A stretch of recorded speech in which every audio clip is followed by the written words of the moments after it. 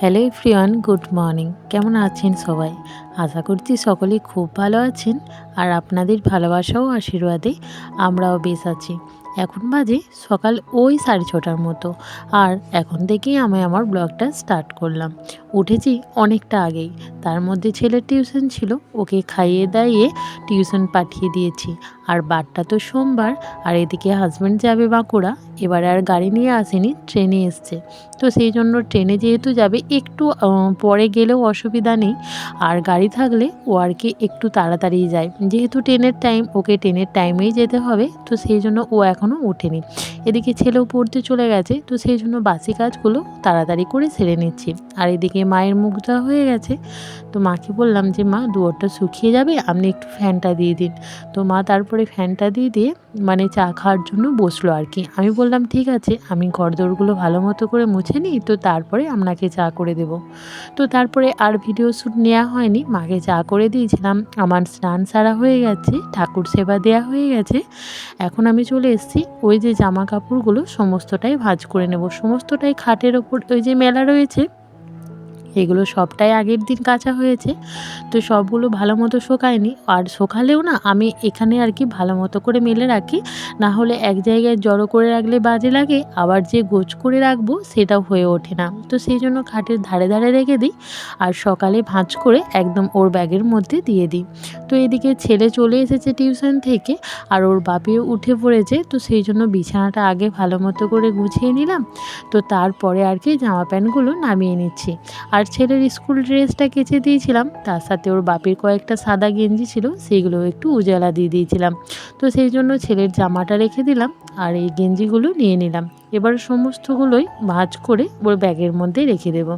আসলে অনেকগুলো জামা প্যান্ট আছে। আসলে কি হয়, সারা সপ্তাহে যা পরে সমস্তটাই ব্যাগে রেখে দেয়। আবার যখন বাড়ি আসে শনিবার দিন নিয়ে চলে আসে। রবিবার সকালে আমি কেচে দিই, আবার শুকিয়ে গেলে এইভাবেই আর কি খাটের মধ্যে রেখে দিই, দিয়ে সোমবার সকালে আবার ভাঁজ করে দিই। তো সেই মতোই করে নিচ্ছি। আর আমার এই খাটের জানলাগুলো না একদমই খোলা যায় না, জানেন তো। কেননা এই যে খাটের বাটামগুলো আছে, এই জন্যই খুলতে পারি না। এই গ্রীষ্মকাল ভোর এই বাটামগুলো খুলে রাখলে তবেই কিন্তু জানলাগুলো খুলতে পারি। তো যাক, এখন তো চলে যাচ্ছে মোটামুটি। তো সেই জন্য আর কি খোলা হয়নি, তবে এর মধ্যেই আর কি খুলে দেওয়া হবে। তো যাক, চলুন আমি এখন জামা কাপড়গুলো সমস্তটাই ভালো মতো করে ভাঁজ করে নেব। আর এগুলো ভাঁজ করতে অনেকটা সময় লেগে যাবে। ও চলে গেছে ব্রাশ করতে, ও আসলে পরেই আবার ওকে চা করে দিতে হবে। তো তার মধ্যেই ভাবছি এগুলো ভালো মতো করে ভাঁজটা করে নেব। এসেই কিন্তু তাড়াহুড়ো করবে বেরোনোর জন্য। তো সেই জন্য আমিও তাড়াহুড়ো করছি। আর সেই জন্যই আর কি তাড়াহুড়ো করে ভাঁজগুলো করে নিচ্ছি। আর কয়েকদিন ধরে আমার ভিডিও একদমই ঠিকঠাক দেওয়া হচ্ছে না।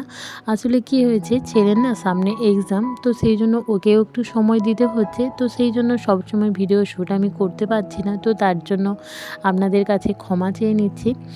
তো যাক, চেষ্টা করছি, আর চেষ্টা অবশ্যই করব আপনাদের সামনে সুন্দর সুন্দর ভিডিও আনার জন্য। যতটুকু পারছি এই মুহূর্তে চেষ্টা করছি, কারণ ছেলের পরীক্ষাটাও একটা গুরুত্বপূর্ণ বিষয়, সেটাকেও আমি আলগা দিতে চাইছি না। তো যাক, সব দিকটা ম্যানেজ করেই কিন্তু আপনাদের সাথে ভিডিও শেয়ার আমি করছি, প্লাস করব।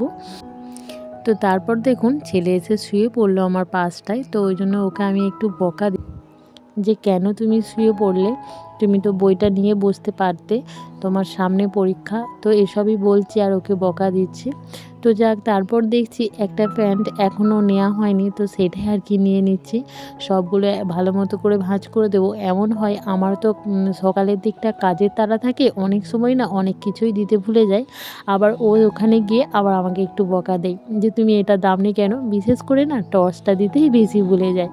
তো যাক, তারপরে দেখুন ওর এই জামা প্যান্টগুলো আনা হয়েছিল। তো ও আর কি ওকে আমি বললাম যে তুমি একটু পরে দেখো, ছোট হচ্ছে কি বড় হচ্ছে। তারপর জানেন জামাগুলো কিন্তু ছোটই হয়ে গেছে। আর ও বলেছিল ওকে স্টেশনে ছাড়তে যাওয়ার জন্য, তাই ভাবলাম যেহেতু ওকে স্টেশনে ছাড়তে যাব, তো সেহেতু জামাগুলো একদম চেঞ্জ করে নিয়ে আসবো।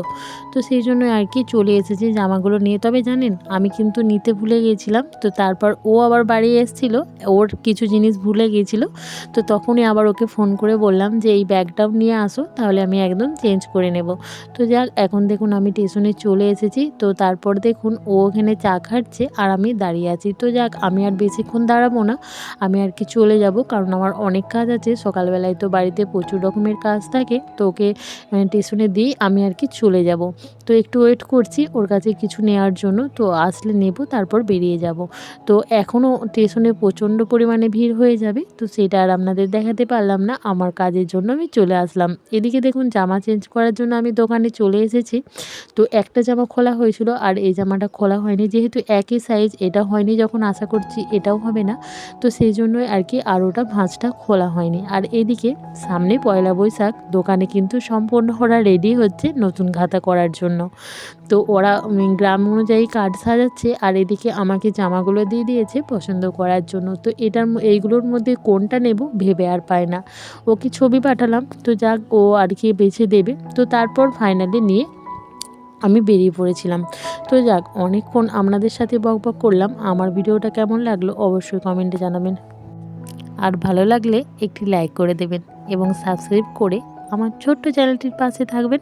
আপনারা ভালো থাকবেন, সুস্থ থাকবেন, সাবধানে থাকবেন। দেখা হচ্ছে পরের দিন একটি নতুন ভিডিওর সাথে। তো আজকের মতো টাটা।